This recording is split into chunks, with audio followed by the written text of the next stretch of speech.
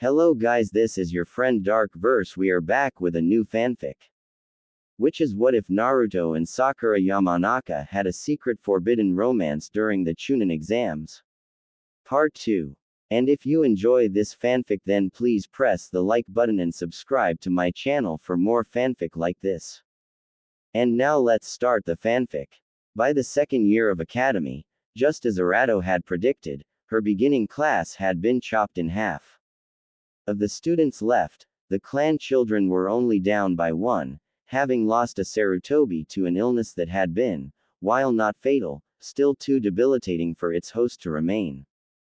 All of the orphans stuck around, but only one person who had been in the back row by the middle of the semester stayed, and only 4 in the fourth row did, leaving them with a class of 26 and seeing them promptly merged with class 5, who had, out of their original 47, lost 27 students. The total for the merged class was therefore yanked up to 46, but many were unrecognizable to Sakura. Sensei was still their teacher, at least, the other had been assigned one of the new classes. Sakura stopped looking at Arden's memories. She'd tried, twice, since Kaide's funeral, but each time she'd seen horrific things drawn out as if they were entertainment, so she stepped away. Unfortunately, her mind still sped ahead. It wasn't as if she was still absorbing the memories. Of course, she had enough control to keep that from happening, but Sakura was still maturing far faster than she should have been, far faster than she ever wanted to be. Fall brought an announcement by the Hokage. It had been 8 years since the World War, and the Sandaime Hokage decided it was time to move to a more peaceful village. Starting at once, children would be allowed to delay entry into the academy until age 8, instead of the customary age 6. 4 of the 36 academies spread throughout the country would be fully shut down, too, and the saved money would go into improving Shinobi healthcare. There was more. Academy students would now be allowed to take the graduation test 3 times instead of 2 before permanently failing, battlefield promotions would be discouraged, genin would see more community-based missions. All of that, of course, had not been put into the speech. While he had made a nearly hour-long speech about the era of prosperity they had now certainly entered, most of the changes weren't, officially, announced, only immediately put into action. In fact, Sakura had only learned about most of them because of her mother and talking genin, the former of which had been quite appreciative of the increased emphasis on survival, while the latter had been more than a little upset about the unexpected increase in dog-walking missions. The odd thing, Sakura thought, was that they had been at peace for about 8 years now. It had been, she knew, 16 Konoha when the World War had ended, and it was now 24 Konoha. She wondered what had caused the sudden change. The new school year also brought a change in behavior for Sakura. Shimura, she decided, had kept his reign of terror for long enough, and she may not have the physical skills to beat him, but then the Yamanaka had never really relied on those skills to see them through in the first place. First and foremost, she began to invite others, those who were the most bullied, to sit at their table. This included many of the orphans from their original class, as well as a good deal of the new students from the other class and several civilian and shinobi-born children besides. She also began to slowly force her peers to question whether his opinion really mattered. He wasn't the top scorer in anything, so why did he act as if they needed his approval to tell them whether they were doing well? She would also poke and prod the students, quietly, gently, to ask others for help, to train at home, to review tests. She taught by example, and she taught by questions.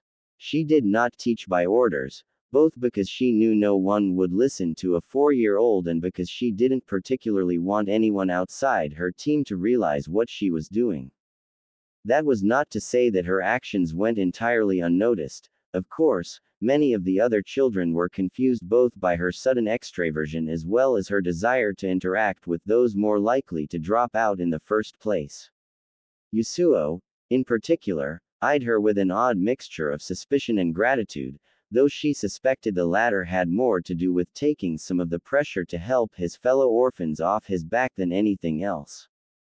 The enterprise progressed slowly, of course, but as one month bled into another she swore she could see progress, could see her classmates acting less downtrodden than they had before. The other excellent part of the second year of the academy was that it felt much less like a civilian school. In year one nearly everything they had been taught fell under information everyone could use: how to read and write, how to do simple math, bits and pieces about Konoha's history and greatness meant more for patriotic growth than anything else. The only truly ninja part of the day was physical lessons, and even the requirements to pass to second year in those were barely higher than the Yamanaka's pre-academy requirements. While this pattern mostly held in year two, there were two exceptions. First and foremost, they had begun simple weapons and taijutsu training, the former of which consisted of learning to throw objects of various sizes, the latter of which involved watching matches of older children as they were critiqued. Within the classroom walls the lessons changed too, becoming less about pure information and more geared towards information as they would use it upon graduation. A math problem, for instance, might ask when a ninja who had started out with 30 kunai and was using them at a rate of 2 per second should switch to straight taijutsu, given that they wanted 2 in their hands and 2 as backup at the time of the switch. They had also begun to learn about chakra, how to survive in the woods, how to identify simple illnesses and injuries, simple hand signals to convey various messages, and a more detailed outline of Konoha history. Compared to last year's emphasis on multiplication and reading comprehension, Sakura's days were vastly improved even if the class was still moving far too slowly for her liking. The relationship of the Chinmoku team improved as well. While it was still nearly entirely silent, Sakura began to steadily learn about Juro's frustration over being ignored as the youngest, about his worries over the 2 deaths that had already occurred with his siblings, about his desire to keep everyone and everything safe. She also began to learn about Shin and the nights he spent wide awake, afflicted with a type of insomnia there was no cure for, particularly not in the clan of the Eternal Sleepers. She learned of his vast imagination, and how he'd often find himself lost in stories without beginning or end for days until suddenly jerking back into reality. In turn, they learned about Sakura's own troubles with her senses, about her childhood activities, about her lack of clear direction for the future and her fears for what their world held. They learned about how her life had been changed, permanently altered, after the time spent in the White Room, and how it was harder for her, now, to open up, to feel unworried. She did not tell them about Arden. She did not try to hide anything else. One of the most important things the second year of school brought, however, was the aburame. There were 2 of them, now, in her class. One was relatively normal, if overly clothed and more quiet even than the Chinmoku. The other, Bokuso, was one of the tallest in their year, merely 6 years old but already taller than most who were 7 and some who were 8. He was also one of the creepiest, with bugs crawling over any uncovered skin constantly, his afro-like hair masking half his face with a coarse home for some of his bugs, and an overall eerie demeanor which was not helped by his habit of appearing without warning behind the person whose attention he wanted. Sakura may have been a little bit in love. She was definitely in awe. It took her until November to figure out what his favorite food was: fresh pineapple, a rare delicacy in their country. It took until December for Jiro to get his hands on some, although neither he nor the rest of the Chinmoku knew where his older brother got it from. Once everything was in place, the trio ambushed the creepy boy. "You have cornered me before class," Bokuso said. "The reason is simple. You wish to bribe me into intimidating Shimura. I will accept. I agree that his behavior is not useful." He held out his hand, and Jiro deposited the jar of fruit. All 4 nodded at each other, and they entered the class. They were in the middle of a math lesson when Shimura began to shift. His foot jiggled, and he began glancing about instead of watching the lesson. His knee banged the top of his desk, catching Sensei's attention. Is something wrong, Shimura? No. No, sir, Shimura said. His attention remained faulty for the rest of class, and the second lunch period arrived he disappeared outside, where the entire class could see him jumping all around and running like a madman in the snow. For an entire week after that, he acted as if he'd eaten too much sugar, becoming increasingly unable to sit still and pay attention and trying in vain to release the energy whenever they had any kind of break.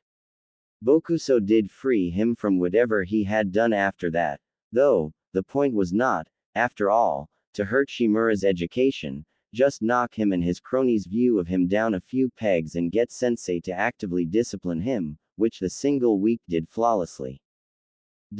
February, wonderfully, brought Two-san back. As usual, the dinner was messy, loud, and full of interruptions, but in due time everyone managed to get their stories out. Given that Ren had his own family now, and Sayuri was still on a mission, and Aoi had not been heard from in years, and Kaide was, and Kamui had moved out too, the first of the remaining 6 who got to speak were the twins. As they had warned about in months previous, they had inexplicably dropped out rather than taking the exams, and now explained to Two-san about the excellent jobs they'd found in a tea house. No one questioned this, though Sakura could see that the rest of her siblings were as confused as she was. Ayame went next. She was 8 years old now, and still oh so eager to be the first female frontline Yamanaka.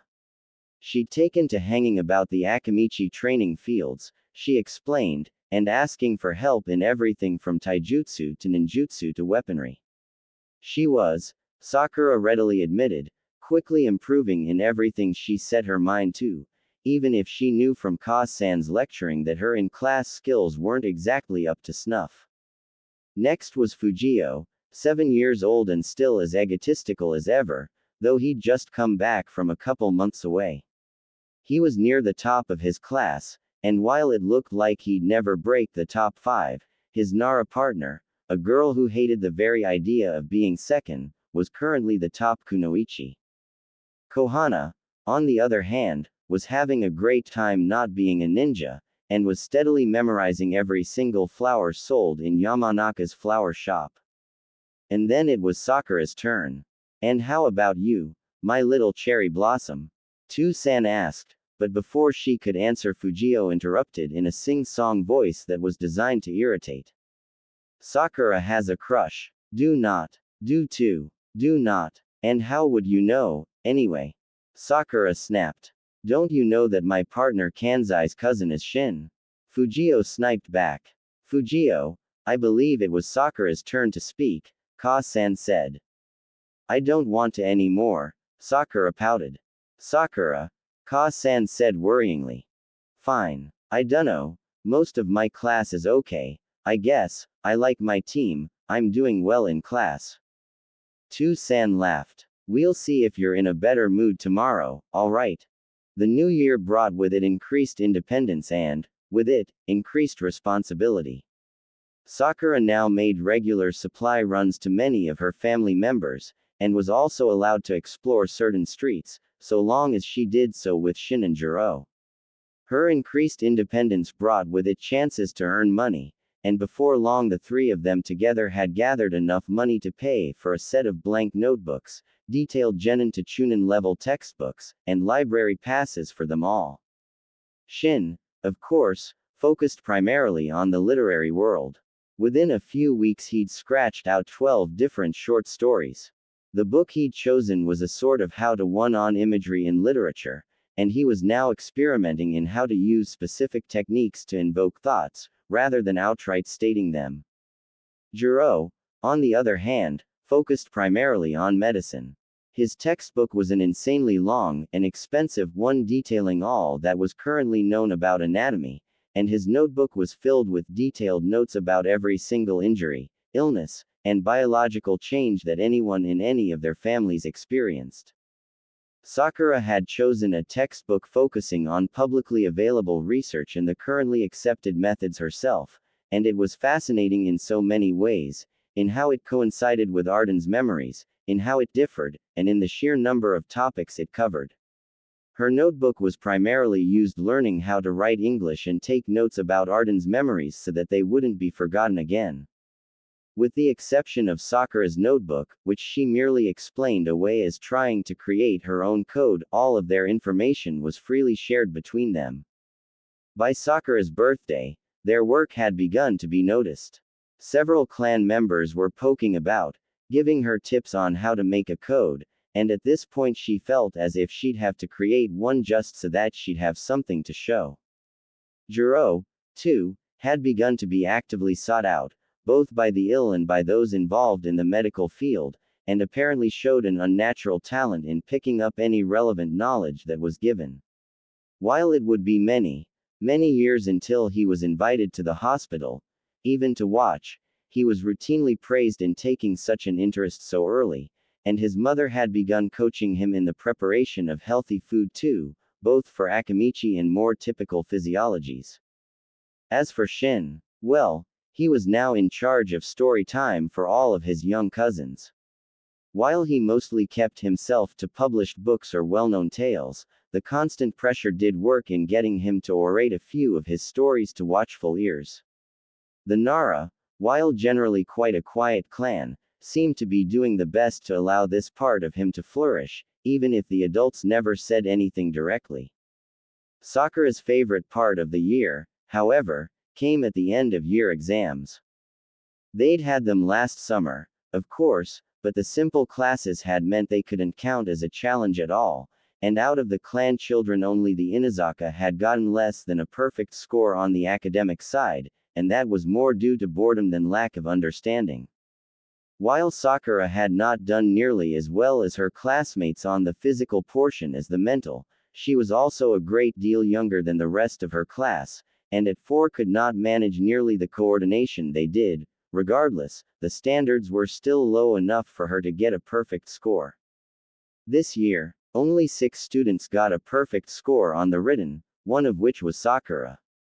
On the physical portion, while her 5 years left her with a body that was, on average, 2 years smaller than her classmates, it was also now nearly as flexible, and constant practice and Jiro spending a lot of time going through his anatomy book for any tips allowed her score for the first time to reach the upper quarter of the class, though she suspected its value would decrease quickly as they moved into taijutsu and strength-focused activities. More important were Shimura's scores. Ryoto Shimura was ranked, out of the remaining 112 students, 26th. He'd been 5th the year before, and did not take the drop very well. Actually, that was a bit too much of an understatement. I said retest me. There's no way I scored that low. Shimura snapped. I do not make mistakes, Sensei Masaru said. I am not 26th, he spit out the ranking like a curse. I expected my ranking to rise, not fall. There must be some kind of error. Sensei sighed impatiently. Sakura couldn't figure out why he hadn't already punished him. This year the written test increased substantially in length, difficulty, and range. So, too, has the physical test. It no longer tests solely for one's health, but now covers such diverse skills as flexibility, strength, respiratory endurance, stamina, coordination, speed, balance, accuracy, agility. Simply put, it is no longer enough to do fine. You must now be excellent. But I know I'm in the top 5 of this class. You're not giving me my due. Sensei blinked. There are 2 other classes. Also, you are not in the top 5 of the class. You are in the top 10. Shimura was about to snap out something else when a shadow fell over him and all of the classmates that had been not so secretly watching looked up. That's enough, Ryoto. 2-san. Shimura gasped. The 2 disappeared. The next day, the last day of class, Shimura returned as a much more sedate classmate, and immediately went about apologizing to Sensei Masaru and assuring him he understood that it was his own responsibility to improve his grade. The rest of the day saw Shimura going out of his way to not interact with any of his former gang, and make an active attempt to talk to the clan children, which did not go well. Sakura may have been the only one to actively try to stop him, but that did not mean that his actions were approved of. Hell, even the Uchiha didn't talk to him and they had never shown the slightest inclination towards rest of the class. The end of Sakura's second academy year was brought in by another survey. Unlike year one's, which was primarily a question of what careers they were curious about, this year the main purpose was to sign up for additional classes for next year. Each child was given a slip of paper to write down their ideal careers on, and another with a list of possible courses and instructions to choose to. Shinmoku, universally and silently, agreed that they would break their clan's tradition. None would take the same classes. They were getting quite good at studying from each other, after all, and it would be best to get as much information as possible.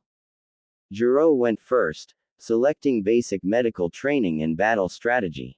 Then Shin went, selecting diplomacy and interrogation for himself. Then Sakura selected cryptography and fuinjutsu. They, again, returned their papers first. Behind them, because they were now in the front row, the other Ino-Shika Cho trio, nicknamed Zatsuan, hadn't figured out that it was alright to split up for their elective courses, and were now railing at each other in a desperate bid to get their way. All in all, Sakura was very much looking forward to third year, as by all accounts it was the first that would be a truly ninja education. Sakura's nose was really itchy. She'd been sitting in the same place for over 3 hours, and by now she was beginning to lose feeling in much of her body. This, unfortunately, did not include her nose. It was their fourth field day, short tests meant to determine their current skills, and this one focused on tracking and not being found. In other words, they were playing hide and seek. Sakura had started as a hider, having been given the scenario that she had accidentally sent off an alarm after taking back a scroll, which she now had tied to her back, that Konoha's enemies had stolen. The problem was that Sakura was having a lot of trouble believing that Konoha's enemies could have stolen the scroll in the first place. In her field there were 3 on each side. She and Yasuo were hiding, a boy named Takeo Honda had already been caught, and Morino Sachiko, Shimura's old crony Pseudo Ren, and her own cousin Yamanaka Inahina were trying to track them down. It had been 3 hours.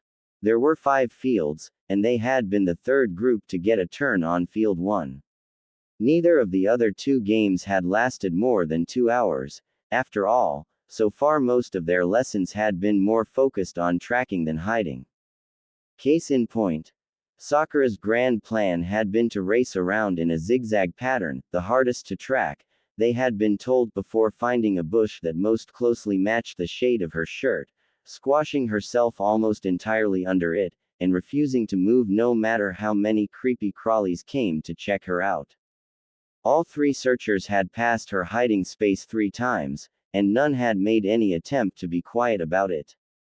Yasuo, a hider like her, had actually used that to his advantage, slowly following after them just out of sight rather than just staying in one place. He'd even waved at her the second time they'd gone by. She should have done that. Her nose really itched. Exam finished, the proctor said, appearing from nowhere as the trio, led by Sudo, who had, for some reason, decided it was best for them to search together for the entirety of the exercise, once again passed by less than a meter away from her. Morino, 33. Sudo, 0. Yamanaka, Inahina, 0. Honda, 33. Yamanaka, Sakura, 75. Yasuo, 100. Return to the group. Wait, what? Hina and Sudo shouted. Sakura scrambled out of the bush, scratching her nose wildly as she did so, and Yasuo tapped Ren's shoulder. Remember, she said, that our scores are based on how many people we, successfully, caught or how many hours we successfully hid, Morino forced out. They began jogging to the edge of the field. Well, then, all 3 of us should have gotten 33, not just you. And why did your sister get 75, Inahina? She's not my sister, she's my cousin. Inahina griped. I saw her, Yasuo said. I bet she was docked for that. IW was the one too, To spot Honda, Morino said.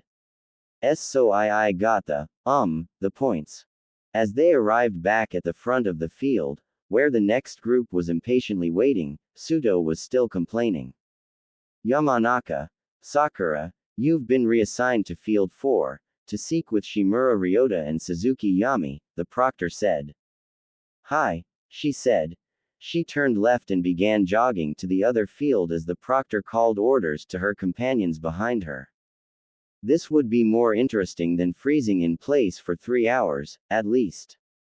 Shimura was one thing. He'd mostly calmed since the exam scores last year, even if he had thrown himself into training to the point that she was sure he did little else. He had, at least, stopped bullying others. In fact, while he would go out of his way to be friendly to any clan members, he outright refused to acknowledge anyone else.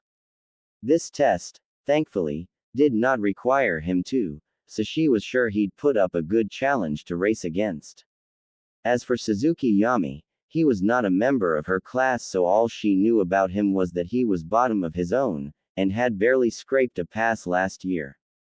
Which meant she really had to worry about only one tracking competitor, though she had no idea about the hiders. She arrived at the field just as its own Chunin proctor was sending the hiders in. She recognized none of them by sight, but one was fleeing with his dog, so she'd have to think about how to catch an Inazaka. The proctor wasted no time upon her arrival. As I'm sure you already know, you must find as many of the enemy, who have stolen a scroll from Konoha, as you can. Your scores will be based on the number caught, and if all are caught, everyone on your team will receive a bonus. Highest score possible for this portion is 110. Highest score possible overall is 210. Begin. Split up for the first hour, meet up then. Shimura asked. It was a good plan, allowing them time to boost their own scores first, then work together to find any that had escaped all 3 of them afterwards. Sounds good, she said. See you in an hour, Suzuki nodded. The 3 of them vanished into the forested field. All right, 3 enemies, all of whom have to remain unseen for 3 hours. Some would likely hide using the natural vegetation like she did, some might go with Yasuo's plan, a harder option, actually, given that they'd split up, some may even use what skills they already had to camouflage themselves in less obvious places. But where to begin? The one enemy she knew anything about was an Inazaka, which meant he had to plan not only for himself but also for his recently obtained puppy, who Sakura knew from her own Inazaka classmates would still be unable to do just about anything, and was not potty trained. So it was unlikely he was hiding in the trees, where he'd have to worry about the visibility of wetness running down the trunk, or using his own clothing to keep that from happening. Inazaka also tended to be hyperactive. She was fairly sure she'd never seen any of them sit still for longer than about 5 minutes, which meant this one had to do something that allowed him to move. He would also have incredibly good smell, allowing him to tell where his seekers had already been. Which meant, she needed to douse as much of the forest as possible in her smell. That, at least, she was already doing. Since they'd been sent in, she'd been systematically going over the entire field's area, starting with the left border and making her way right. As she went, she glanced around at every tree, bush, and rock she came across, but she hadn't yet noticed anything out of the usual. What else could she do? She skidded to a stop. Traps. Most traps, of course, would take too long to set up, but she knew a quick wire one that could work. She pulled some out of her pocket and began. About 15 minutes later, still making her way through the field and setting up traps as she went, she heard a cry. Wasting no time, and knowing that Shimura would be hot on her heels, she whipped towards the noise and took off. Sure enough, there was the Inazaka, carrying his tiny pup in his arms and trying desperately to untangle his feet from their wire trappings. The second she laid eyes on him, the proctor appeared. Inazaka out. Yamanaka leading. She untangled the boy and vanished, taking him with her. Sakura wasted no time turning back around. she'd only managed to trap about a ninth of the entire field, and wanted to get at least a third done before they had to team up. As she did, though, she nearly ran into Shimura. Nice, he said, glancing at the remains of the trap. Don't expect to get so lucky again. He disappeared, much faster than she could. This could not become a battle of speed, or really a battle of any physical attribute, and she wasn't exactly that far ahead of him in any mental ones either. No, she had to get really lucky, or she had to try. No. Not worth it. This was just a test, so she would just have to get lucky. The next half hour passed uneventfully. Sakura soon had the preparation of her simple trap down to a science, and was constantly on alert for any movement in her field of vision. She'd been sidetracked by squirrels twice, and a deer once, but so far there was no sign of the other two enemies, and she knew she would have been alerted if they were captured. So, as she neared the meet-up time, she knew she'd have to change her strategy. She was currently ahead, yes, but Shimura would almost definitely grab the victory unless she thought of a better plan. The problem, of course, was that she had nothing.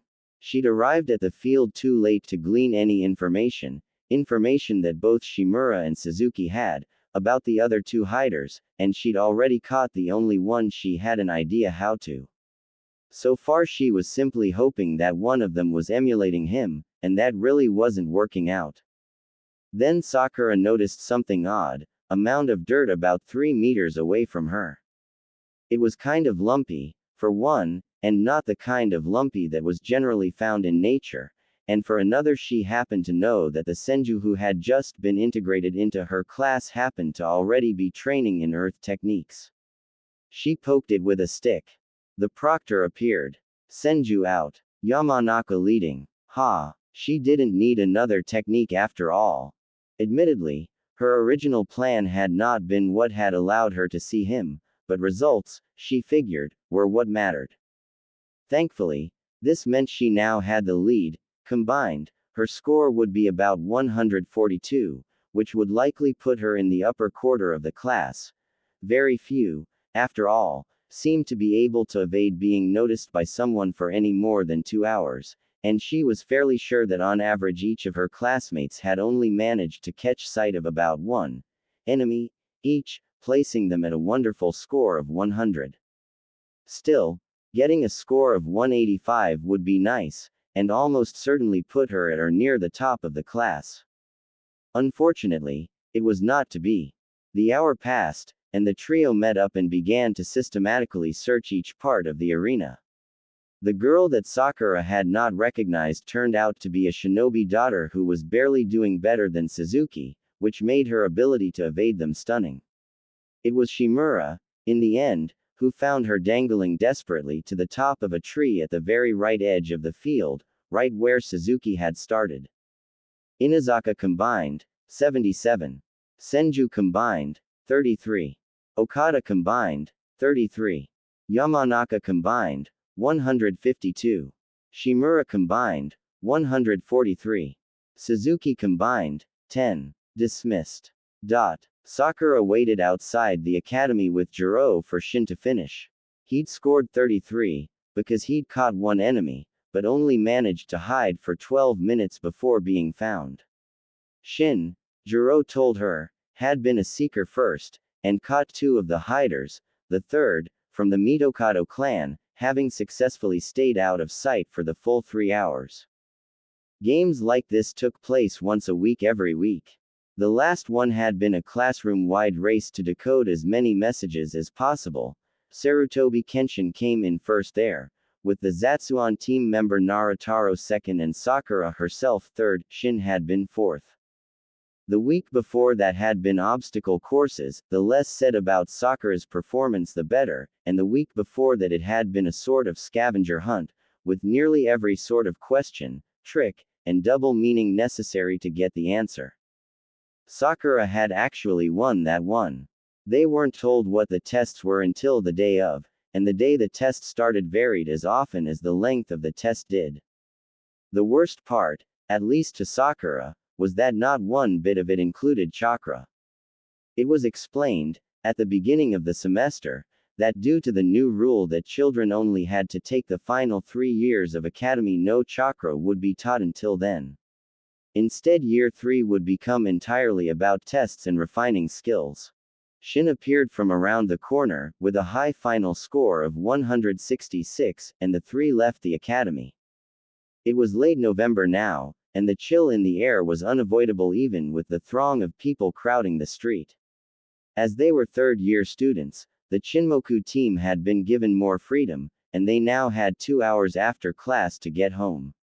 Sometimes they used the choice time to go to the library, and other times they spent the hour hanging about in a restaurant or wandering around Konoha. Mostly, though, they went to Training Ground 40. Training Ground 40 was one of the smallest in Konoha. It was about half the size of the playground it neighbored, and was walled in on 2 sides and fenced in on both others. The ground was covered in stone tiles, and the walls had some rudimentary wooden targets stuck on, but it was otherwise empty. Almost every day, immediately after academy ended, it would promptly fill with 7 children. There were the Chinmoku, of course. They'd been the ones to find the training ground in the first place and realize it was never reserved due to its relative uselessness. Bokuso was the next to be invited. While his general demeanor still creeped Shin out, most of the rest of the group had gotten used to it, and Sakura still thought it was the coolest thing ever. Jiro had chosen the next person to include, Aiko Udatane, who he'd met in the medical texts area of the library. She was 6, like Shin, and was well known in her own class for being able to work with anyone. Her general demeanor, actually, was quite pleasant, and Sakura had no problems imagining her as a medic nin later in her career. She had a sharp wit, too, when she was in a mood, which Sakura preferred to Aiko's uncanny charm offense. After Aiko, the last 2 members of Training Ground 40 came very quickly. Shin invited Yasuo, Sakura invited Morino Sachiko, and their group was complete. And so, every day, for about an hour a day, the training ground was filled with 7 children doing something that they were absolutely not supposed to. "You got it to stick," Sakura said as she opened the training ground's gate. "Yes. New record. 14 seconds, Bokuso replied. As he did so, a single leaf dropped off his forehead. Practicing in chakra wasn't necessarily illegal, per se. Technically, anyone in the nation could do as much as they liked with chakra. Realistically, actually, many major clans, the Hyuga and Uchiha most noticeably, taught their children how to use chakra from a very young age, often well before they entered the academy.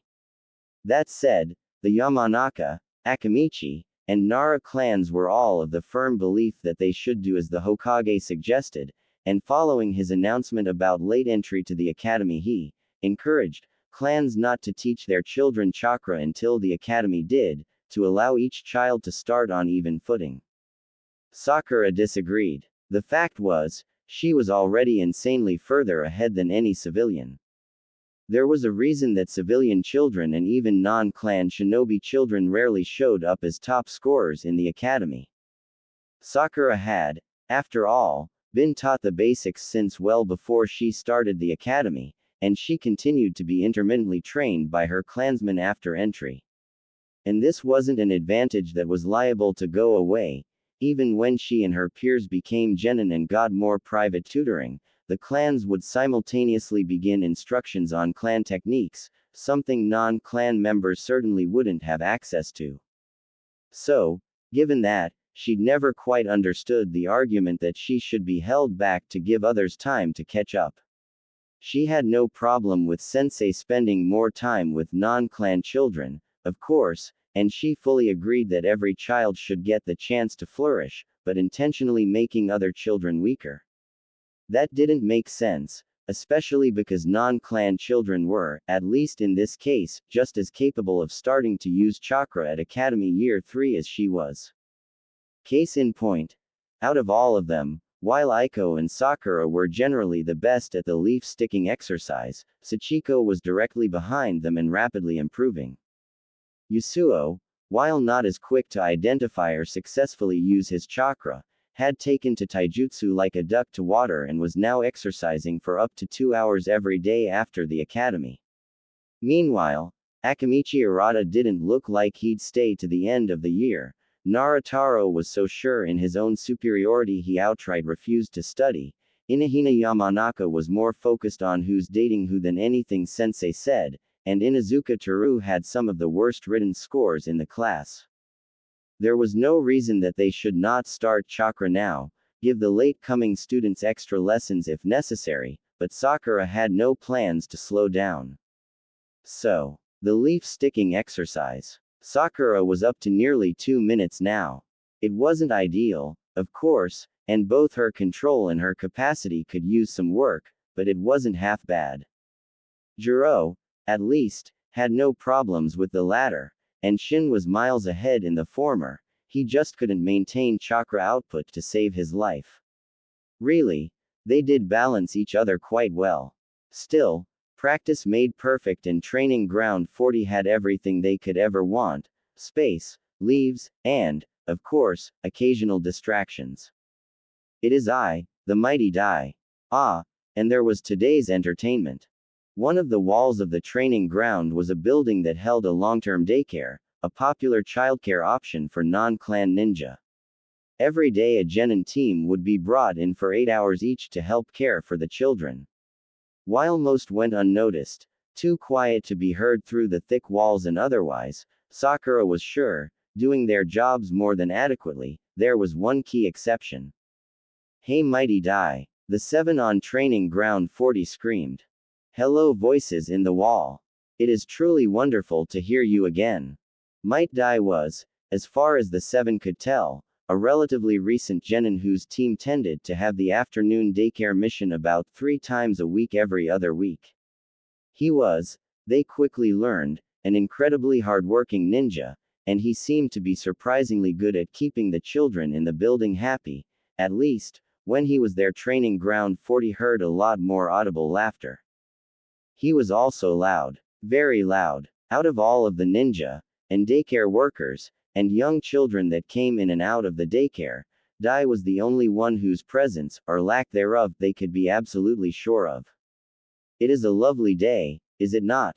Dai shouted. Absolutely wonderful. Sakura shouted back.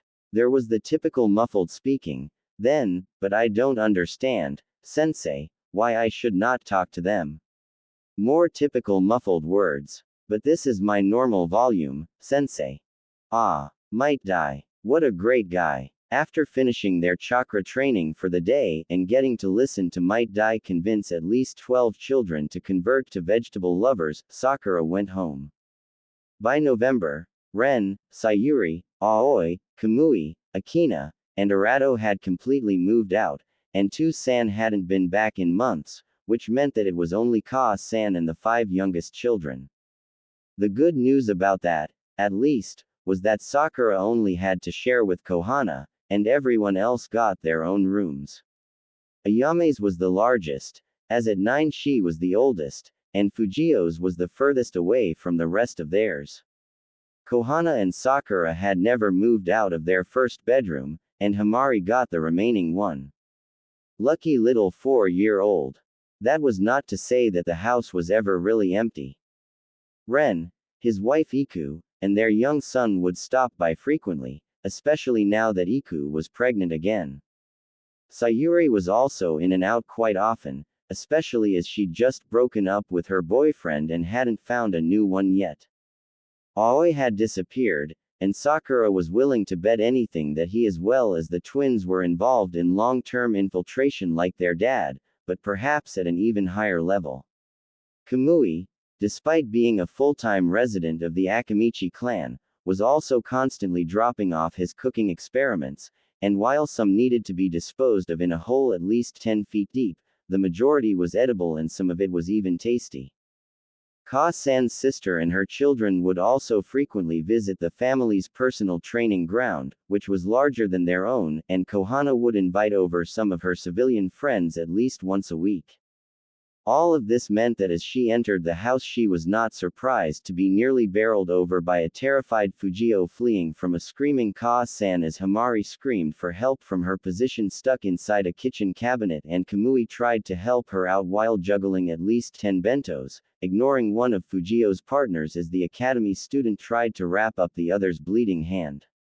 "Hi," Sakura said. Himari cried. Ka-san screamed about murder. Kamui grunted. Fujio's partners didn't even notice. What happened? Fujio and his friends decided to try throwing kunai blindfolded without supervision, with expected results, and when Ka-san went to kill Fujio and patch up Ryokan, Himari decided to try to touch the ceiling again and accidentally got herself caught in a cabinet. "I was here to drop off some bentos, but the fridge seems to be broken, so I'm going to leave them at Aunt Hina's house," Kamui said. "Is Yamanaka Inahina from my class related to Aunt Hina?" Sakura asked. She really hoped not. She moved to the injury cabinet as she did, pulling out some gauze and a bit of chakra-infused paste. "Not directly, I don't think.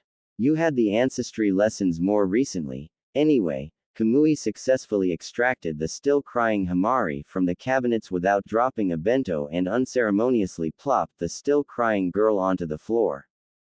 She didn't look to be too injured, just upset and achy, so Sakura didn't bother to get anything else out of the injury cabinet and just tossed the already grabbed objects at Fujio's partners' heads.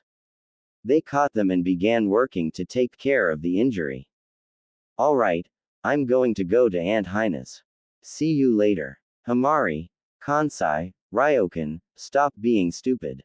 Bye." Kamui disappeared. Kansai and Ryokan did too, apparently more concerned with getting away from Ka-san than helping the now caught Fujio from getting free.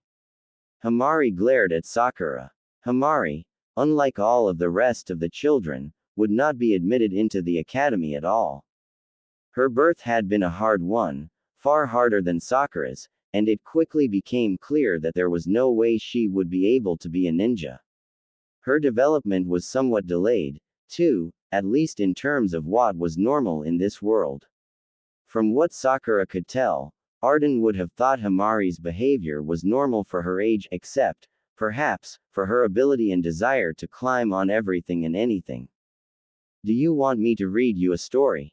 Sakura asked. She'd gotten a copy of a recently written epic on Konoha's creation from the library the day before, and hadn't yet started it. "Yes please." That night, well after dark, Sakura suddenly awoke.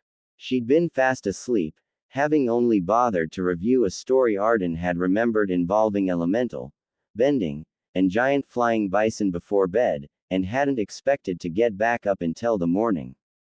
Nevertheless, she was awake now, so she may as well try to understand why. Kohana was still asleep in the bed beside Sakura's own. She'd arrived home late. That day was the first she was allowed to start learning how to arrange flowers, and she hadn't come home until only a minute or two before dinner. Himari, Sakura thought, probably wasn't awake either. She tended to be a deep sleeper, but when she did wake up everyone knew. As for Fujio, Sakura didn't know, but there was a thump on the staircase. Sakura slipped out of bed. "Ka-san?" she asked, squinting into the darkness. "Hush, sweetheart," Ka-san said. "Go back to bed." She sounded tired. "Are you okay?" "Go to bed," Ka-san said again. She slipped into her own bedroom. Sakura blinked at the door. Her mother, she knew, worked at T&I, and while she went out of her way to hide it from her children, sometimes her exhaustion and bad days slipped out. The bad days, however, seemed to be coming more frequently. Arden's memories of Sakura's own world weren't ones she looked at that frequently. They had clearly been watched as a story, and one with a kind of annoying main character, and unlike most of Arden's other memories they weren't in anything resembling order. One thing she did know, however, was that there wasn't just one world war. She didn't know when the next would come, when the world would be decimated once more, but ever since Kaide's death, it had been harder to not be aware of the impending danger. Ka-san's increasing workload and difficulties also didn't help, and Sakura was becoming increasingly aware that when it did arrive, she would either be too young and helpless to do anything or old enough to be forced to fight, to kill. She didn't know which would be worse. She went back to bed. The next morning, Ka-san seemed fine, and nothing was mentioned at breakfast, but as she walked to school she heard whispers, murmurs just too loud to be ignored. Uzushiogakure had caught some Iwa spies, they said, and managed to get out the names of the Iwa spies in Konoha. There were several, they said, dozens, hundreds. Konoha must retaliate, they said. Konoha must do something. Sakura slipped through the academy doors and wished desperately that Sensei Masaru would work them too hard for any more gossip to be heard that day. The 4th year of the academy started with a new sensei. Sensei Masaru, they were told, would go back to working with younger students, and Sensei Udatane, an implacable, austere woman who had to be at least 40, would take over for their class. There were now 120 students in Sakura's grade split over 3 classes. There had been about 90 at the end of year class, but another 30 had decided to take the Hokage up on his late academy offer. The classes, therefore, were completely rearranged. The top 40 students were divided into 2 groups and placed in 2 classrooms, with the next 40 students taking up the remaining 20 spots in each class. The bottom 10 students of Year 3, as well as all incoming students, were placed in the last classroom. Sakura didn't expect many of them to last. More important than any administrative changes, however, were the material additions. Chakra manipulation was officially a part of class. It was only a few weeks after class had started, August 15th, but they'd already finished the basic theory and Sensei Udatane had them working with leaves.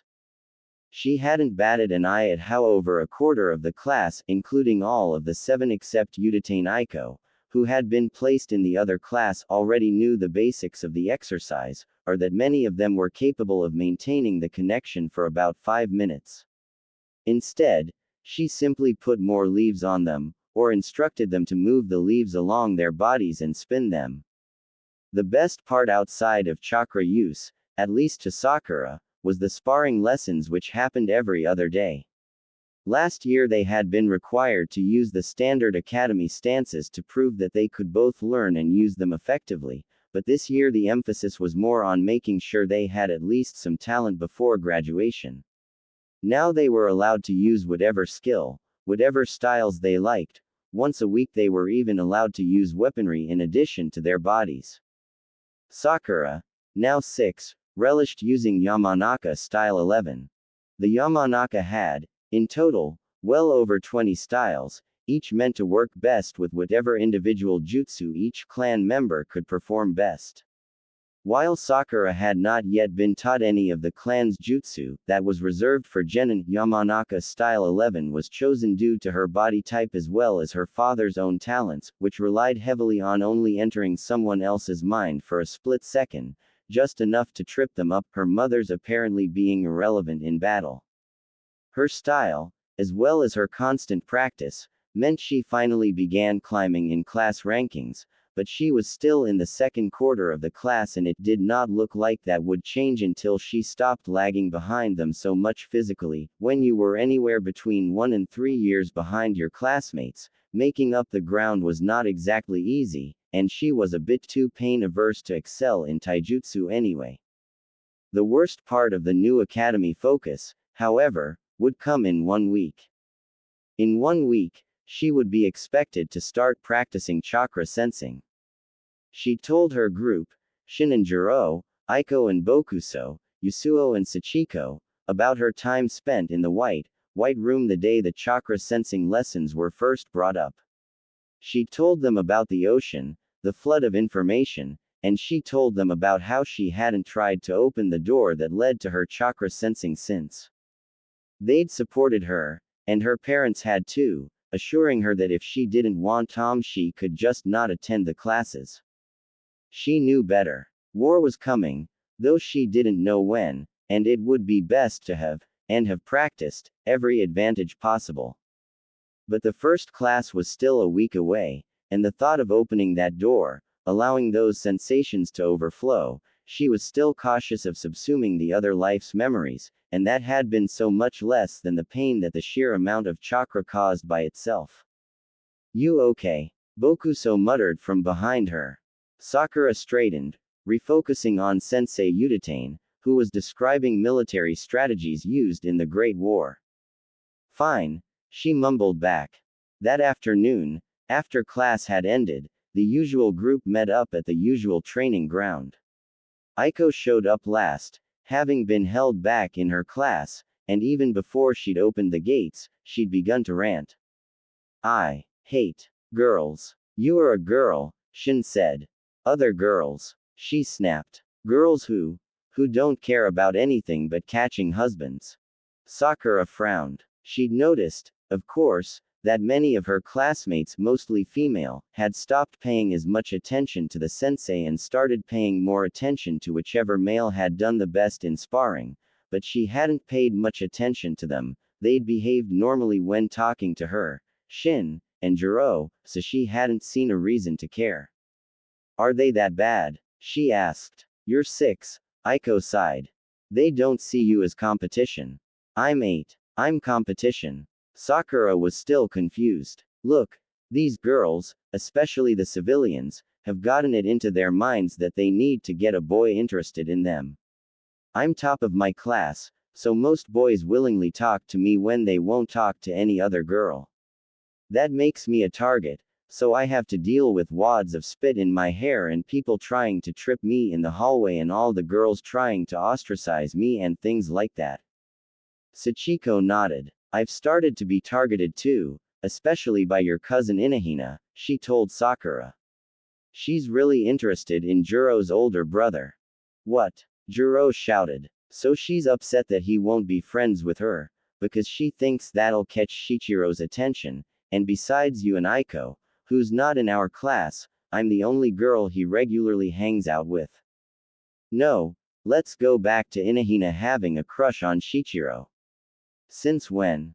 Who cares about that? Yasuo whined. No one's tried to come after me.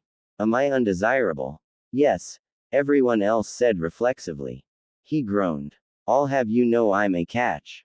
And, anyway, I'm in the top half of the taijutsu rankings. If they're trying to target the best fighters, they should go after me. Leaving aside that you think you're one of the best fighters, Shin said, you are an orphan.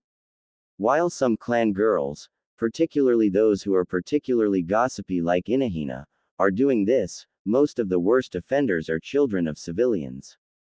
They're trying to catch someone who's high in social status, too. As proof, while Ryota is the most frequently targeted, Hiyashi and Hazashi are nearly as much. Yasuo frowned. She is explaining their stupidity. Main house Hyuga never marry outside the family, Bokuso explained. So, what? Am I just unwanted? Oh, shut up, Jiro groaned. It's not like anyone else in this group are one of their targets. I'm the closest, and that's because Inahina wants to date my brother. Well, it's not like you want to date her anyway, Aiko said, but Jiro flushed. No, you like her. I don't know, he said. She's pretty. She's a gossip, Sakura said bluntly. And a whiner. Shin snickered. Can we talk about something else? Jiro muttered. Seconded. Yasuo said. They abandoned the conversation and turned to training instead. Sakura was having some trouble with one of the new pen techniques they were learning in her calligraphy course, and Sachiko was the only other one in her group who was taking it. That evening, at dinner, the topic popped back into Sakura's head. Some girls in my class are trying to flirt with some of the boys, she said when it came to her time to speak. I don't understand why. Yes, Ka-san started, you're probably still a bit too young for that. You just have to remember that it's not their fault. A lot of them are pushed to act that way by their parents. Why? Oh, I know, Ayame said. It's because a lot of their parents only had them enroll in the ninja academy to get husbands. Auntie was ranting about that just last week. That's right in many cases. While clan girls are generally aware they are capable of doing just as well as boys in shinobi careers, many civilians and pairings where only the father is a ninja think finding a partner at as young an age as possible is the way to go. Anyway, as I said before, you're much too young. I wouldn't expect you to actually want to date anyone for a good 5 or 6 more years. Who would you date, if you had to date someone in your class? Ayame asked. Bokuso, Sakura stated firmly. Ayame scrunched up her nose. Isn't he the one who lets bugs crawl all over his face, even when he's talking to someone? Kohana asked. Sakura nodded. He doesn't care what anyone thinks. I saw a big worm thing crawl into his ear once, Fujio interrupted, and not come back out. He's gross. Pick someone else. I can pick whoever I want to. Sakura snapped. I pick Tsubasa, Hamari decided. Ka-san sighed. You can't pick your cousin, Hamari. Why not? You have to pick someone you're not related to, Fujio said. Ren married Iku, and she was a Yamanaka, Sakura pointed out. I changed my mind. I'm dating Kohana. Iku wasn't a close relation. She and your brother only shared a great-great-grandmother, Ka-san said. I chose you too, Kohana said. You can't choose family members, and you can't choose girls. Fujio snapped. Why not? Sakura asked. Ren did it. Which boy are you going to date, Fujio? Hamari asked. I'm not. You can't. Fujio started, but he didn't seem to know how to finish. Dating is different than friendships, and pointless to explain until you're at the right age, Ka-san said. You can, if you like, date girls, but you can never date someone who's close in relation to you, and I assure you that you won't want to. Now, let's set the topic aside. I'm still going to marry Tsubasa, Hamari mumbled rebelliously. Sakura thought that was funny. Hamari might think of Tsubasa as a friend, but Tsubasa just saw his small cousin as an annoying brat, and generally ran in the other direction when she came near. I think I've convinced my sensei to let me be frontline, Ayame offered up, and the conversation moved on. A few days later, Ka-san asked Sakura to pick up a package of spices from her old Akamichi teammate, and so that day she left the training grounds early to get the package in time for dinner. Kanahagakure seemed to have grown since the last time she spent simply wandering around. Mostly she just went from home to school to the training ground and back again, but every once in a while she had to go somewhere else, like the Akamichi compound or the library, and she was always amazed at seeing a new building having appeared from seeming thin air, or a new stall producing tantalizing aromas at the corner of 2 roads, or a new bridge crossing one of the smaller streets that branch off the main roads to allow for easier travel. Today, she noticed that a couple buildings seemed to have new floors added on top of the existing infrastructure, each balanced precariously on top of what had once been a roof.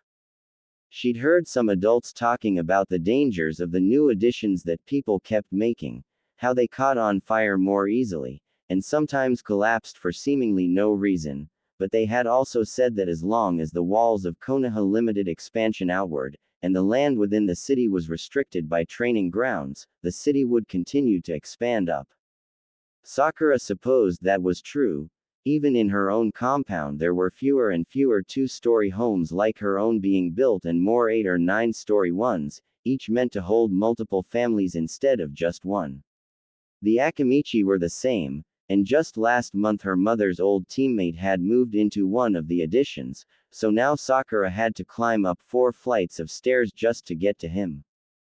After retrieving the package, and politely having a small snack that was larger than the dinner she usually had, Sakura made her way out of the Akamichi compound and back into the main streets.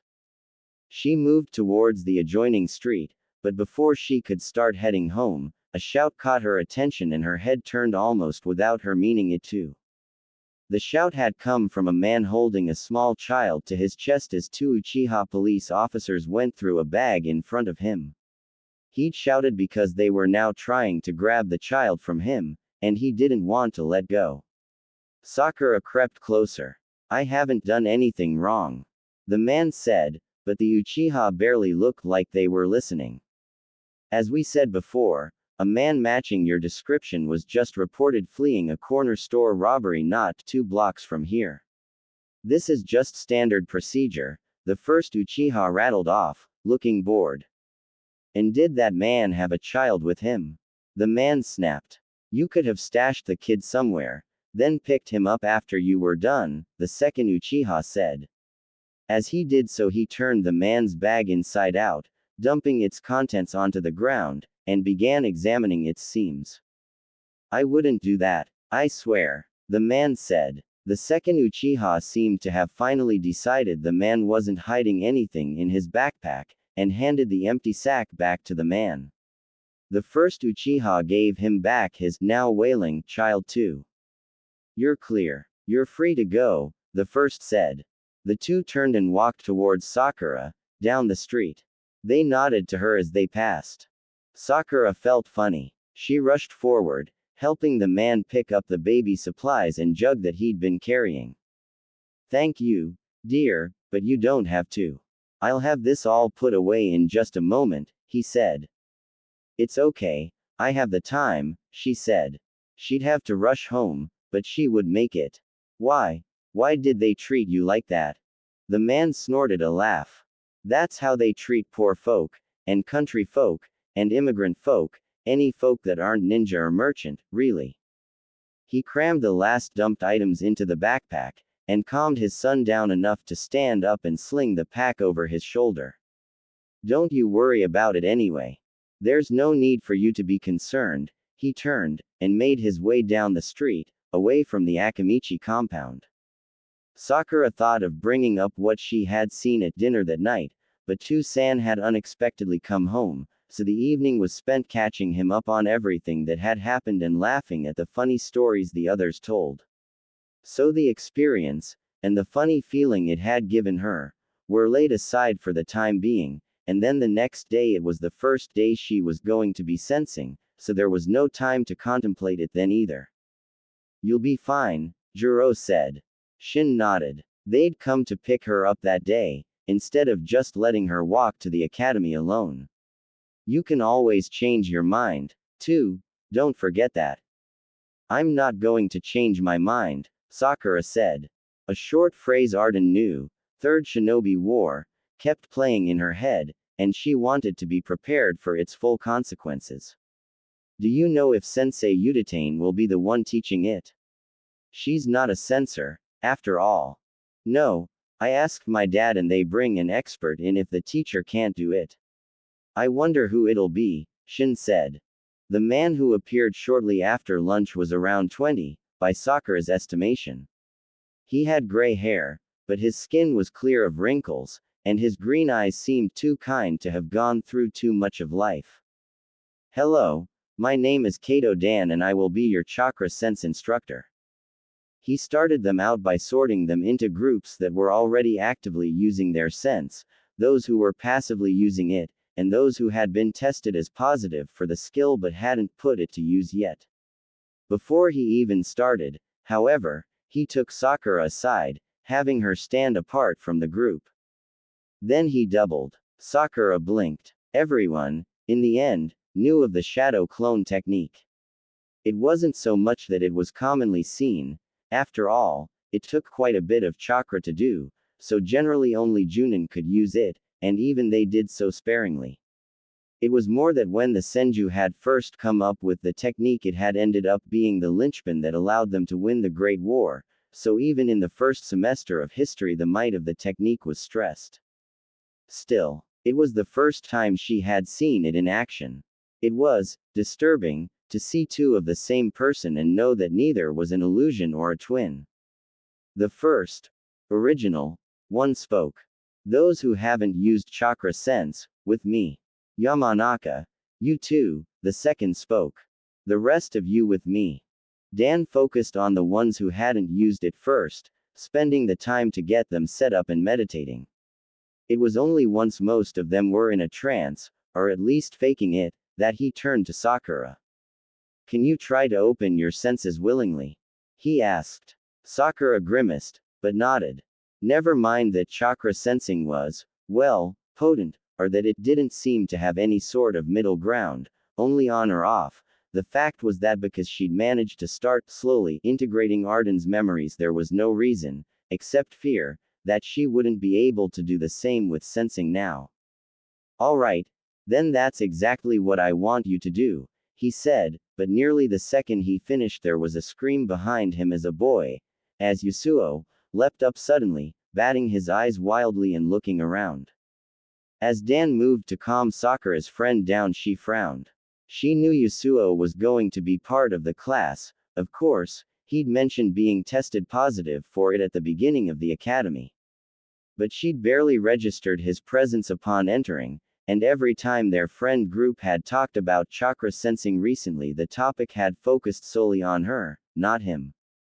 Another girl screamed, the only one who hadn't been knocked out of her trance when Yasuo had, and thrashed about in a similar manner, before coming about equally quickly.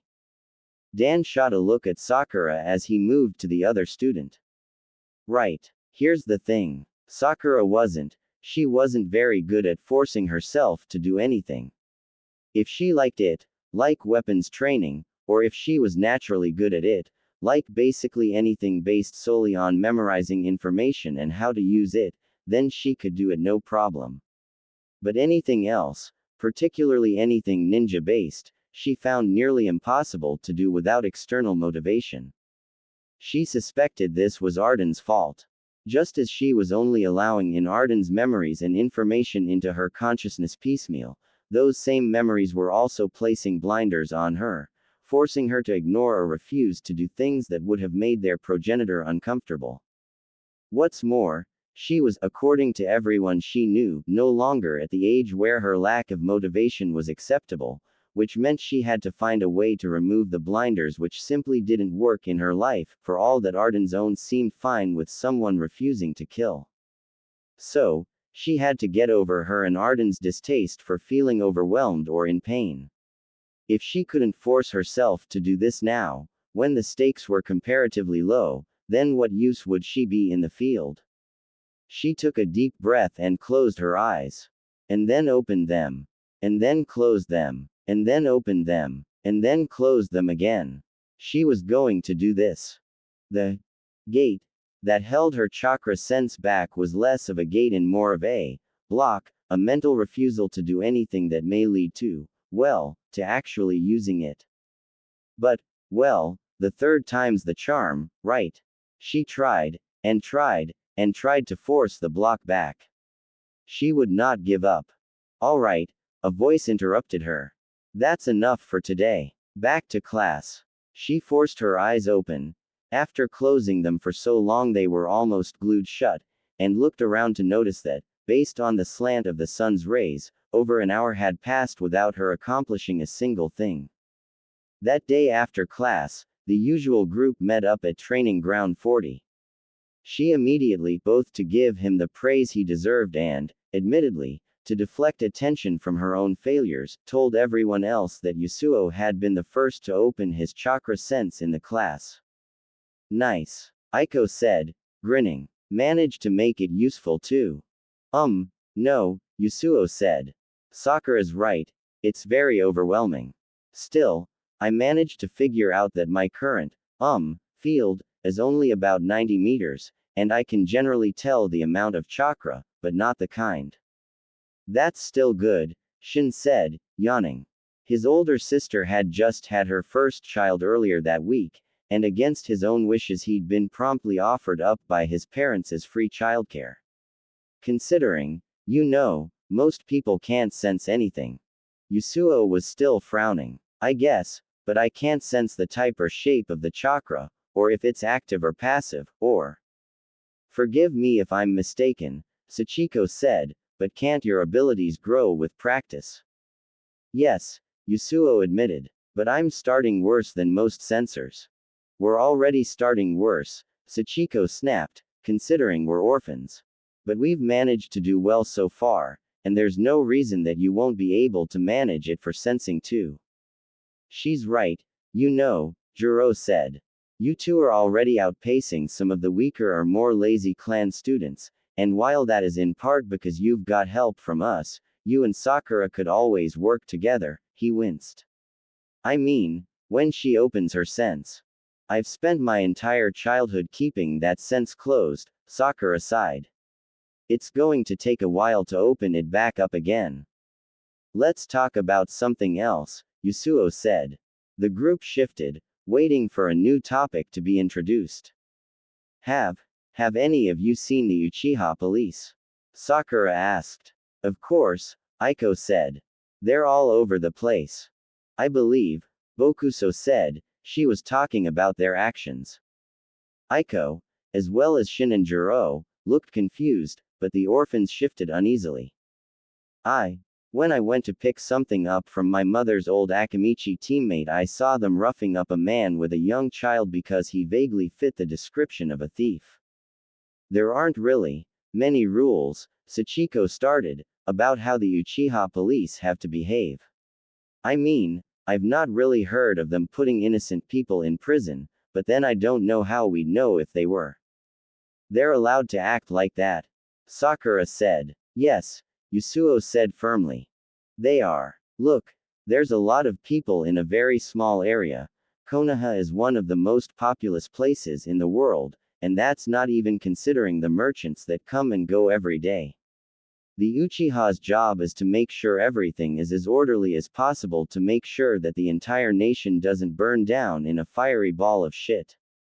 I mean, can you imagine what would happen if a riot broke out? The security risk that would pose. Jiro frowned. So the police have similar free reign in other ninja and civilian cities. Some are better, some are worse, Yasuo said. Though Konohagakure is known for being particularly civilian-friendly, most other ninja cities just have their policing done by the military sector of ninja, which doesn't tend to work well. And capitals generally have a samurai contingent dedicated to policing. I actually don't know what the countryside does. The group sat in silence for a while. It wasn't the best, really, to know that so long as the Uchiha kept order, they were allowed to do as they wished, but no one else seemed to have a better system.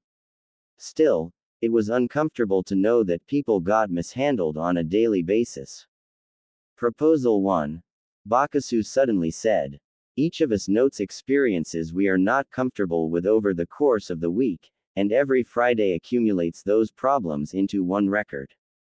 Proposal 2.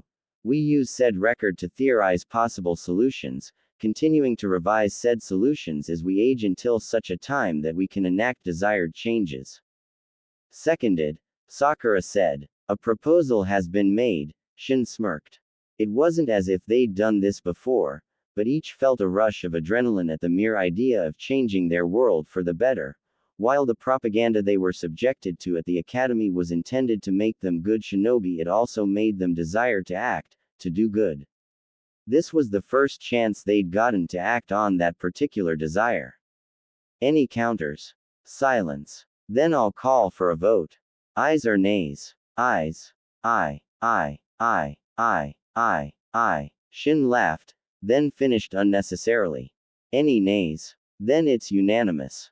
A cheer erupted. Life went on. It took nearly 3 weeks of daily effort for Sakura to open her sense, and another week to do so quickly and well. Her chakra sense turned out to be one of the most detailed in the class, explaining in part her particular difficulty. She could sense location, size, type, and whether or not it was being actively used.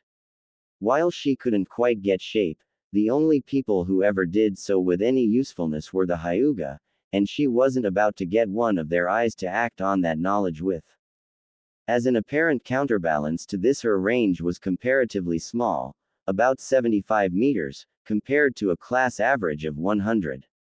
In terms of their reform list, as they'd termed their record of things they weren't happy with, it now listed dozens of items, ranging from the problematic police behavior to the tense relations between the daimyo and Hokage to the generally poor quality of orphanages too. Well, it was an increasingly long list.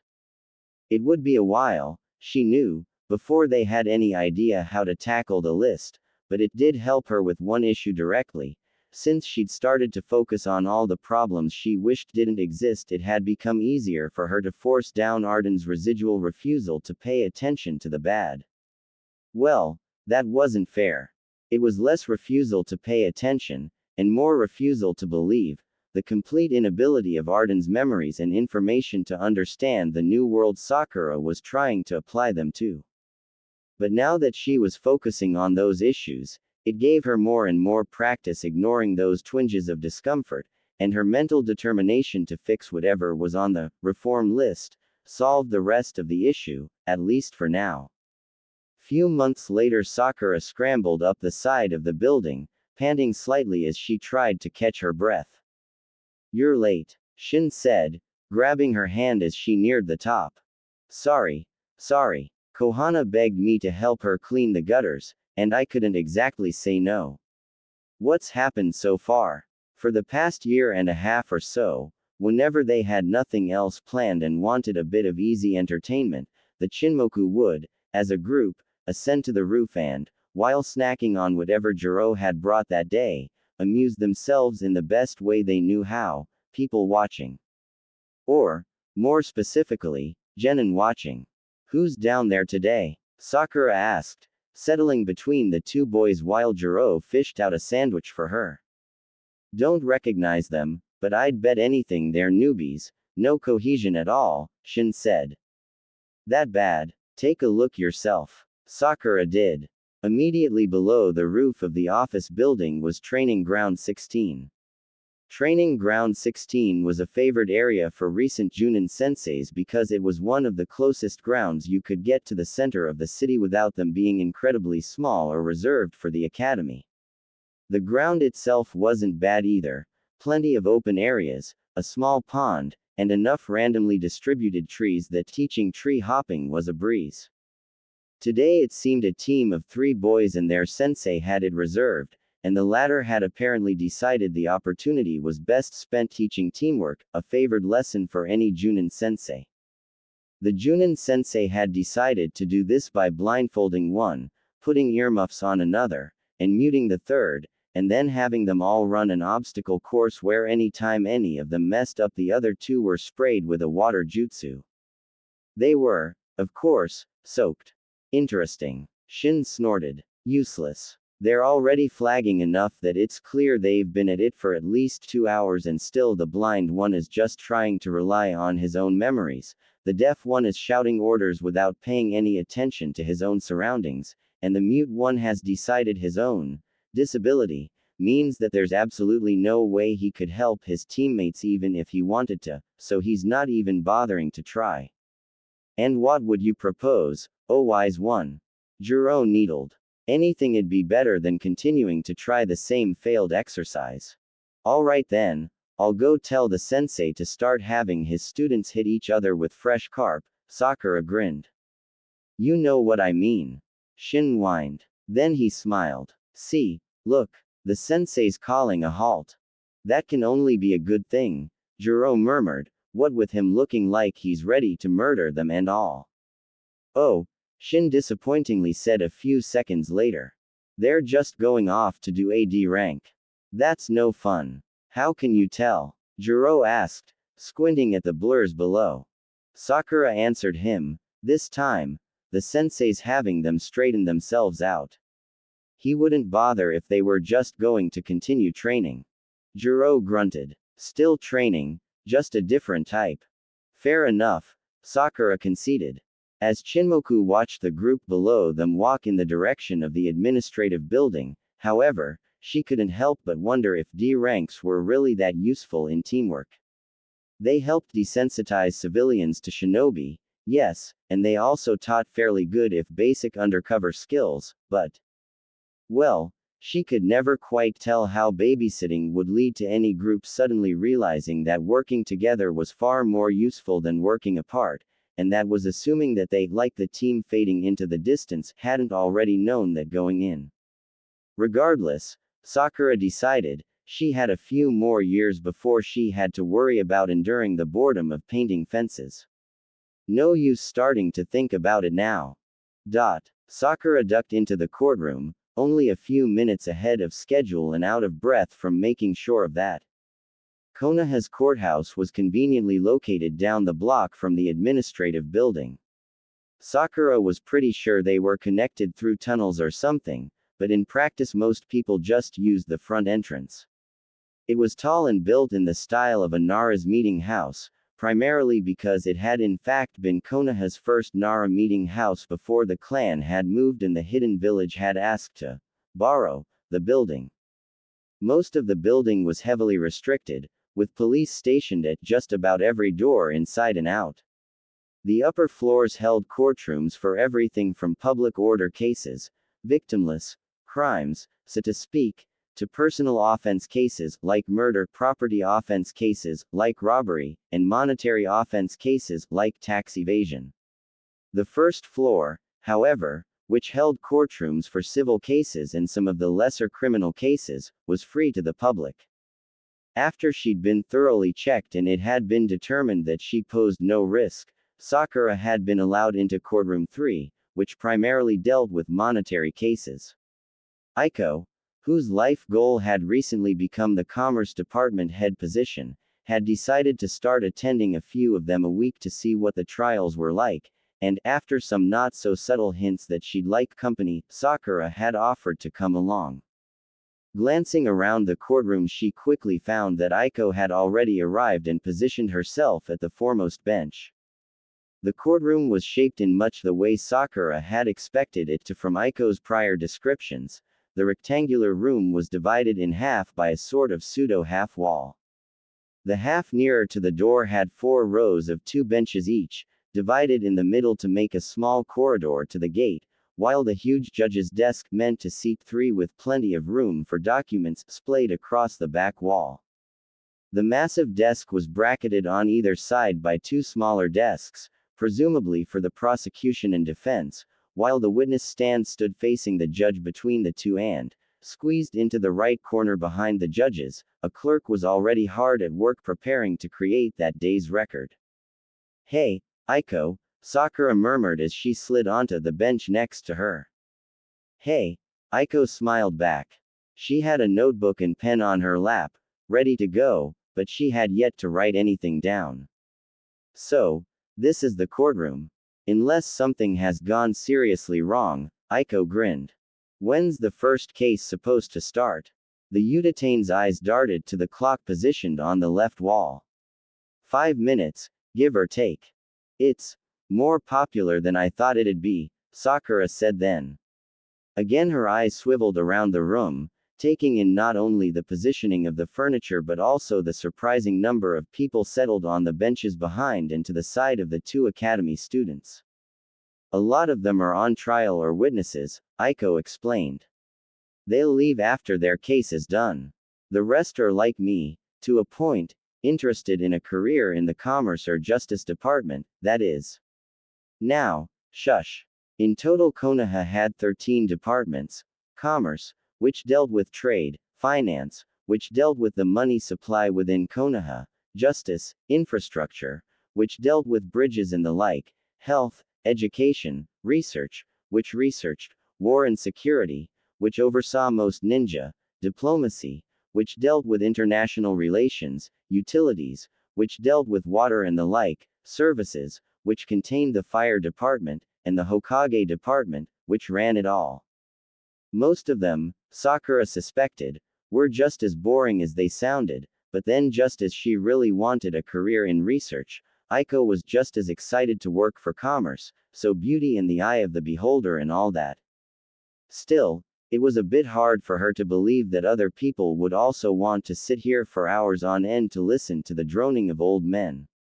She glanced around again, trying to figure out who was there willingly, but none looked remotely as relaxed as Aiko and herself, so she decided Aiko was inflating the normalcy of her actions. "All rise for the respectable Judge Nara, the respectable Judge Mitokado, and the respectable Judge Suzuki," an Uchiha police officer abruptly announced. Sakura sat up a bit straighter, watching with as much interest as she could muster as the 3 judges entered the room. The first case they oversaw dealt with a shopkeeper who had been found to have been using his brother's connections in the land of tea to get around the import tax both Konoha and the daimyo had placed on meat. He was found guilty. The second case focused on a man with a restaurant owner who was accused of not paying his workers, and lasted nearly 3 times as long as the first because the owner was adamant about his innocence, this despite, Sakura noticed, actually admitting no less than 4 times during his testimony that he had done exactly what he was accused of. Guilty. The third, a case involving a food vendor accused of shortchanging foreigners unused to Konoha's money supply, also ended in a guilty plea, as did the fourth tax evasion again, the fifth more wage fraud, and the sixth tax evasion, Sakura thought, but honestly she wasn't paying that much attention by then. Are they always guilty? Sakura whispered after the judges decided to leave the room for a quick recess. More or less, yes, Aiko said, not looking up from where she was scribbling something in her notebook. Unlike the daimyo's court, there are no plea deals in Konoha, so every case must go to trial no matter what. All of the actually interesting cases happen in the upper floors, anyway. Then what's the use of being here? She murmured, perhaps a bit more sardonically than intended. Aiko shot her a look. Experience. Now stop being rude. Sakura flushed, but quieted. At the very least, this experience gave her some idea of what to look forward to if she ever decided Konoha's or the Land of Fire's import taxes were unreasonable. Or, at least, what to look forward to if she was as stupid as the first man to be brought up immediately after the recess ended, who argued that he should not be punished because getting caught was punishment enough. I wasn't even able to make my poker tournament yesterday because I had to prepare for this, Your Honors.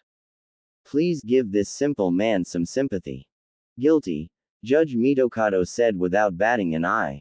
The other two nodded. Standard punishment. That meant, if Sakura remembered correctly, that the man had to pay double what the tax would have been to both Konoha and the daimyo unless the latter wanted to challenge and try him in their own courts. She sighed as the next defendant, a woman accused of fudging her work hours, came to the front, clearly in tears and ready to plead guilty. At least the last one had been somewhat interesting. She glanced at the clock and resisted the urge to sigh again. This was how she was spending her Saturday, and the torture wasn't even half over. Of all the various aspects of the Academy's Year 4, the one Sakura liked the least was kunoichi lessons. That was not to say they were hard, of course, just that they were, well, by age, rather than legal definition. That means that even if you become a genin and therefore an adult at, say, 10, you will not begin training for seduction-based missions until you are at least 15, and even then, only if you choose to. Nonetheless, it is important for all of you to have a basis. Sakura, as well as everyone else in the course, had been bright red since about 5 minutes into class. She still remembered last year when Fujio had his own shinobi-specific courses teach him about the same things she was learning now, and she remembered how he had been unable to look anyone in the eye for nearly a week and literally ran in the other direction when Yuna Yamanaka, a 16-year-old clan member who was well known for her beauty, had approached him to ask about whether he'd seen her little brother. At the time, Sakura had laughed and teased him about his reactions. Now she felt mildly apologetic. Erogenous zones include the most obvious parts of the anatomy, such as, but they also include other areas such as the neck and, for many men and women, ears. Which erogenous zone is most effective, of course, depends largely on both the person involved and the desired outcome, but she was 6, okay. 6. Her birthday wasn't even for another month and she had to learn about this. Sakura knew for a fact because of some very unpleasant memory fishing a couple months ago, that Arden hadn't even begun to learn about anything like this until she was 10, or at least 10-ish. The memory wasn't very clear, so why did she have to know about it now? Fetishes are also an important part of Sakura's face, if possible, turned even redder. In front of her, Her clanmate Inahina looked ready to faint, and the face of one of the civilian-born students also named Sakura, because of course both their parents as well as the parents of two others in the class chose the most popular girl's name in Konoha, had turned an odd greenish color and seemed in no rush to turn back. 15 more minutes. 15 more minutes. For all that her life was now built around chakra and fighting and learning and training, Sakura still tried to make time for what was important in life. In other words, she and Kohana still had playdates. Kohana had taken to collecting carved animal statues a few years prior, so they mostly played with those, creating their own personal, hidden village, of animals to look after. It was kind of odd, Sakura knew, that she, at nearly 7, it was now only a week before her birthday, was simultaneously spending her days learning how to be a skilled killer and some of her evenings lost in her and Kohana's imagination. Arden, she knew, wouldn't have been comfortable with the dichotomy. No one else around her seemed to care. She'd asked her father once, on the rare occasion he was home, and he'd explained that so long as one was capable of doing their job, and doing it well, no one quite cared what else they did. And anyway, my little blossom, it's not as if playing is unusual for year 4s, I bet there's not a single person in your class who hasn't played ninja sometime in the last month. Which had honestly been a fairly accurate statement. Still, the easy acceptance of such disparate actions never seemed quite right in Sakura's head. Not, of course, that would stop her from playing with Kohana.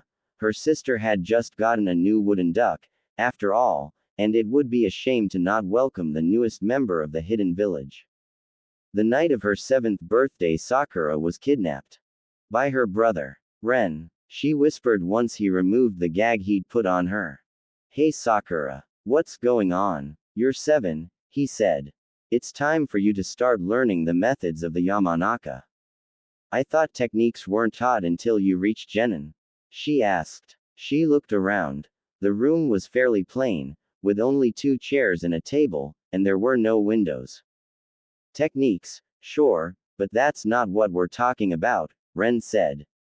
"We're talking about methods. Really, you should have learned about this years ago, but Ka-san and Tu-san wanted to wait until the traditional age to start you." "Ren, I have no idea what is going on. And that's the problem. At your age you should be much better at observing and drawing conclusions. Instead you prefer if people spell things out for you, and that cannot stand," he said. He stood. "Get comfortable, sis, you're not leaving for a good long while." "School," she murmured. "Your teachers are aware you'll be missing the rest of year 4. You'll start year 5 with everyone else, assuming you work fast enough." Sakura grimaced. It was only May, if she was being kept here until the start of a new school year. Ren, who had walked out of the room as Sakura began preparing herself for exactly how long she'd stay in the room, came back with a pot, a tea-making kit, and some leaves. "First, poison resistance. This'll be the easiest part," he said. He set up the kettle and began preparing one of the plants to brew. "I figure we'll get through about 4 small doses before you get too sick to continue on. Then, depending on how you feel tomorrow, we'll see about another dose or 2. They waited, silently, for the tea to be ready. Ren poured. Sakura took the cup and drank. And promptly spat it out. "What is this? No use telling you now, you'll be too sick to bother to remember. We'll go over the poisons and your symptoms, as well as others, when it's clear you can concentrate even while affected. Now, take another drink and swallow." Sakura did so, forcing it down her throat quickly enough that its rancid taste didn't force her to spit again. It took less than 5 minutes for her to begin sweating, dry heaving onto the floor and trembling all over. Ren was preparing a new plant for consumption. This one, at least, she thought she recognized, though her eyes refused to concentrate on anything in her state. What's? Don't worry," her brother said soothingly. "It's just the antidote." "Well, no, that's a lie. What I gave you doesn't have an antidote. This is just a little something to make you puke so that it doesn't permanently damage your body. It took well over 2 months to completely go through his set of plants, to finish puking, and fainting, and retching, and seizing, and experiencing every other side effect his collection had to offer. By the second week, however, she was expected to work on other things while the plants poisoned her body. Ren let her ease into it by going over the poisons themselves first, how to make them more or less potent, how to obtain their ingredients, because while some were straightforward, others were anything but, how to hide their taste, how to ignore some of their side effects by working your chakra against them, and how to treat them. While learning about the side effects before drinking, touching, or breathing the poison made it more difficult, Ren was right. Compared to what came later, it was a breeze. Unfortunately, that time all too quickly came to an end. "All right, I'm going to give you a slip of paper with a word," he'd said. "No matter what, you may not tell me that word." He waited, watching as she memorized the word in front of her, before taking the slip of paper back and burning it with a quick jutsu. While Sakura's eyes were still on the flame, though, his fist jabbed straight at her nose. She flinched, screwing her eyes shut, but the expected blow didn't come, and instead she opened her eyes to her brother, ranting. "No. Do you not see how dangerous your flinch was? You could have ducked, dodged, kept better watch of your surroundings. Don't worry, though, by the time I'm done you will be able to control all your reactions." With each pause a fist jabbed forwards, some hitting her, some not. That was how her interrogation practice started. There was a misconception among Sakura's classmates that torture was all about learning how to put up with physical abuse. And while the start of her torture certainly leaned that way, that definitely wasn't all of it.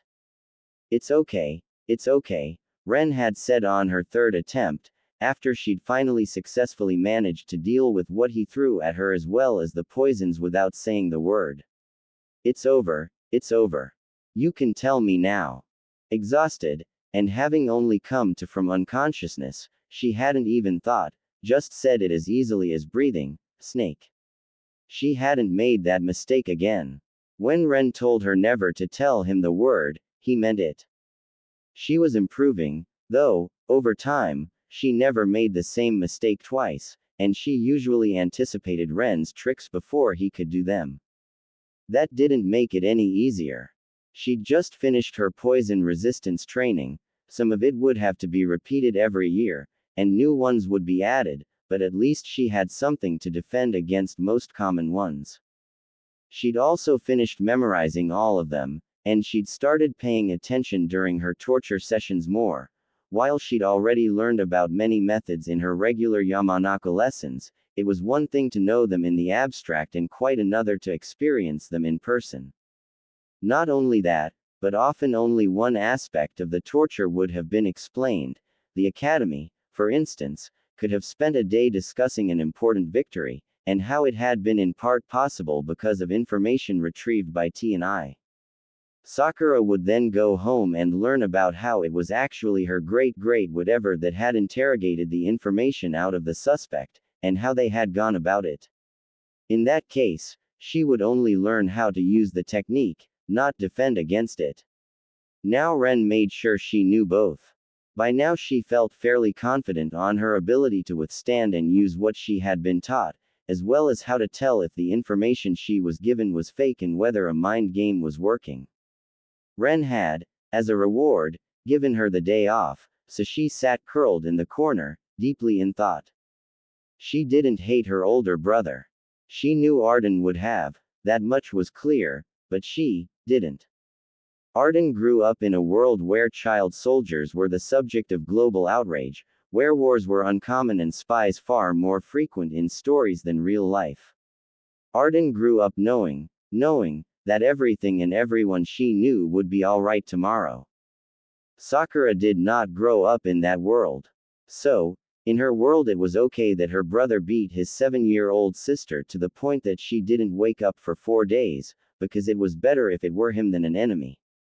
Sakura grew up in a world where making yourself sick by ingesting, inhaling, or touching things you knew would hurt you made sense because that meant next time they'd hurt less. So Sakura didn't hate her brother. She didn't particularly like him at the moment either, but she felt rather entitled to that. Ren opened the door, carrying a bowl of simple unflavored rice and some ginger tea. Lunch, he said, grinning. Sakura made a face at him, but sat up anyway. How much longer? She asked. He grinned. Sooner than you think. You're putting up with everything pretty well, honestly, even if your natural constitution isn't that great. What's left? A bit more interrogation practice, unfortunately, he said. But after that we're going to focus entirely on perception, getting you better at recognizing facial expressions quicker, what they mean in context, interpreting word choice, etc. Okay. Sakura sighed. True to his word, Ren let her out 1 week before the next semester, Sakura's 5th year, was to begin. The training ground 40 group was thrilled to see her. You were gone so long. Sachiko whined. The rest of Shinmoku said not to worry, it was just something the Yamanaka did at 7, but still. Welcome back, Aiko smiled. Was your training successful? Bokuso asked. Yep, she said. I am glad. Aburame complete their own full-time training at 5.